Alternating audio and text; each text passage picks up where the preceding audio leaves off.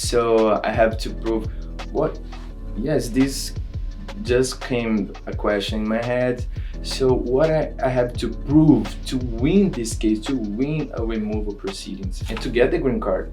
Who doesn't want this? Right. Well, there's a lot of different types of relief that you can apply for in removal proceedings. Say, for example, you apply for asylum, you can apply for something called cancellation of removal, you can apply for VAWA. So there's a lot of different requirements for each type of case.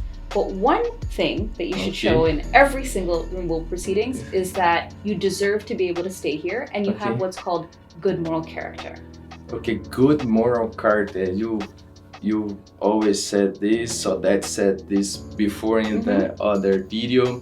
How can I prove good moral character? What's the best document to provide? Because they want to see a document, right? What could it be? So one of the big things they're looking for is, do you pay taxes?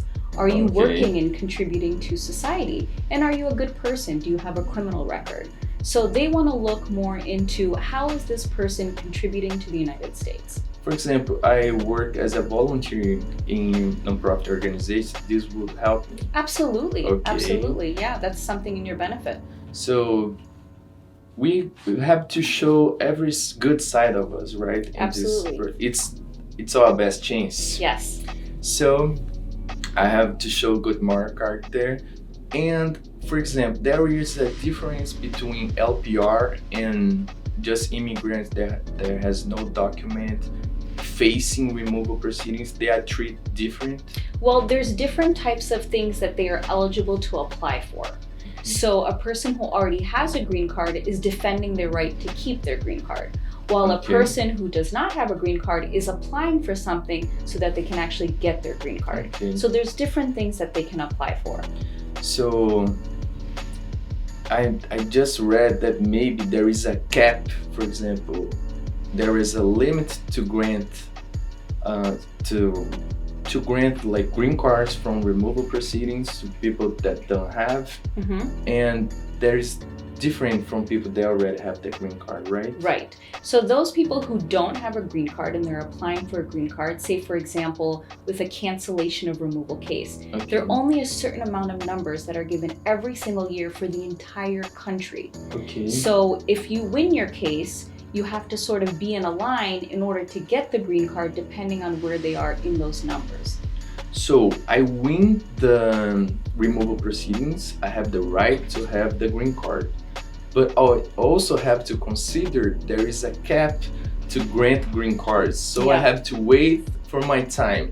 And it can, does it take too long, or maybe I have to leave the country because I don't have the green card, even if I won the removal proceedings?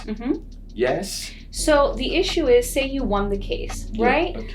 You're not given your green card until the number for you becomes available.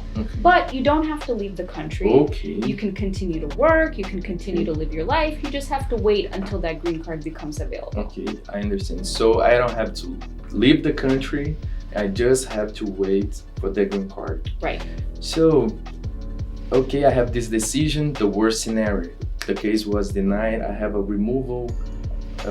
departure with removal order, is that correct? When this person has to leave the country?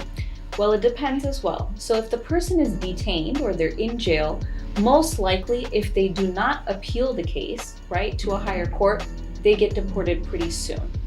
Depending on when they have availability to them to fly back to their home country. Now, if you are not detained, so you're not in jail, it really depends on when, if you appeal and if you're considered an enforcement priority.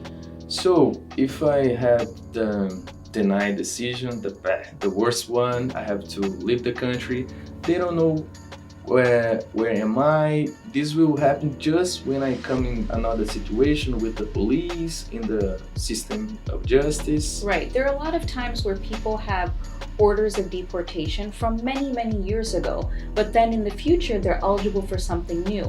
And then we would have to do what's called a motion to reopen to get their case reopened so that they can apply for this new law. So this person had the case denied, has a removal order, but the context of his life changed, Right. and he can apply for a motion to reopen and to reconsider the new facts. Is that correct? Correct. But every case is very, very specific. So we can't give sort of like a general answer on that, Caleb. So what I would definitely recommend is if you have that type of situation, to speak to an attorney about it. Yes, I know. It's